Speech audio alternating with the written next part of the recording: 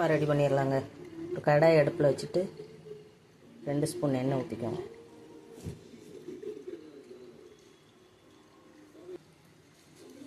ரெண்டு பிரியாணி இலை, 2 கிராம்பு, ஒரு அன்னாசிப்பூ,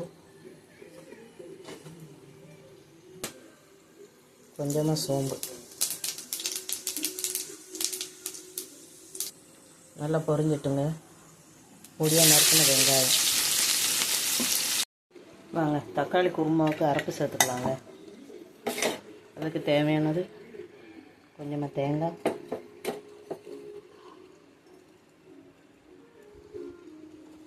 கொஞ்சமாக இஞ்சி பூண்டு, கொஞ்சமாக சோம்பு, 3 கிராம்பு, ஒரு ஏலக்காய், ஒரு அன்னாசிப்பூ, கொஞ்சமாக கசகசா, 2 பச்சை மிளகாய். இது ஃபைன் பேஸ்ட்டாக அரைச்சி எடுத்துக்கலாங்க.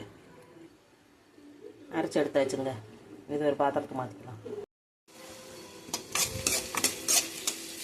வெங்காயம் நல்லா வதங்கிட்டுங்க. இந்த அளவுக்கு வெந்ததும் ஒரு 3 தக்காளி பொடியாக கட் பண்ணி வச்சுருக்கேன். அதையும் சேர்த்துக்கலாம்.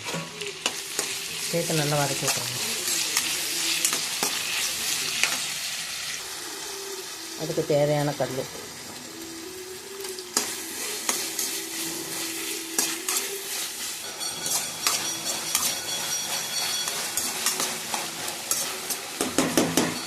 தக்காளி நல்லா வேகட்டுங்க. கொஞ்சம் நேரம் மூடி போட்டு விட்டுருலாம்.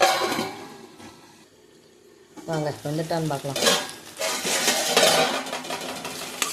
நல்லா தக்காளி நல்லா மசிஞ்சிட்டுங்க. மசாலா எல்லாம் சேர்த்துக்கலாம். கொஞ்சமாக மஞ்சள்தூள், 1.5 ஸ்பூன் தனியாத்தூள்,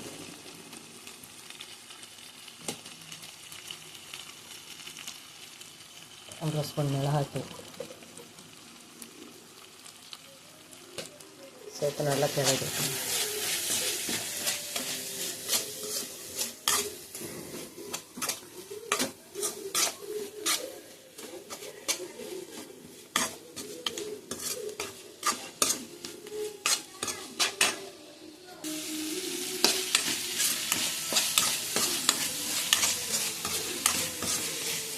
நல்லா வெந்துட்டுங்க. இப்போ நம்ம அரைச்ச பேஸ்ட்டை சேர்த்துக்கலாம்.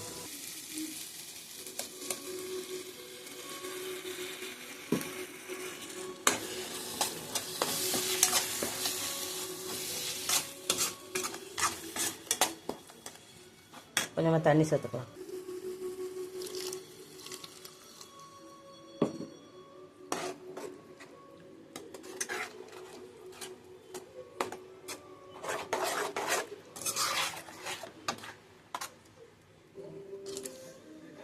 தேவையான அளவு தண்ணி ஊற்றி நல்லா கொதிக்க விட்ருங்க. ஒரு 2-3 நிமிஷத்துக்கு நல்லா கொதிக்கட்டும். மூடி போட்டு விட்டுறலாம்.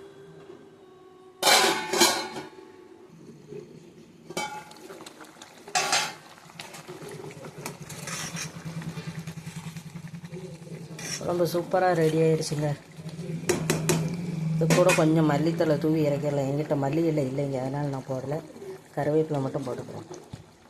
சப்பாத்தி, சாதம், இட்லி, தோசை எல்லாத்துக்கும் கூட சாப்பிட்றதுக்கு இது நல்லாயிருக்குங்க. ஒரு டைம் இதேமாரி ட்ரை பண்ணி பாருங்கள். ஓகே,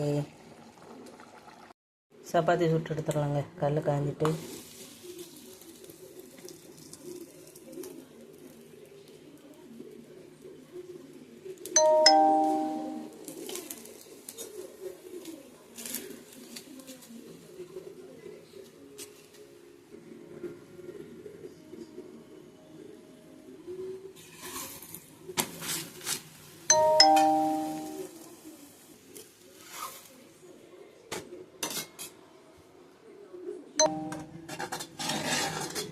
சப்பாத்தி தக்காளி குருமா நான் செஞ்சு இதே மெத்தடில் செஞ்சு சாப்பிட்டு பாருங்கள்.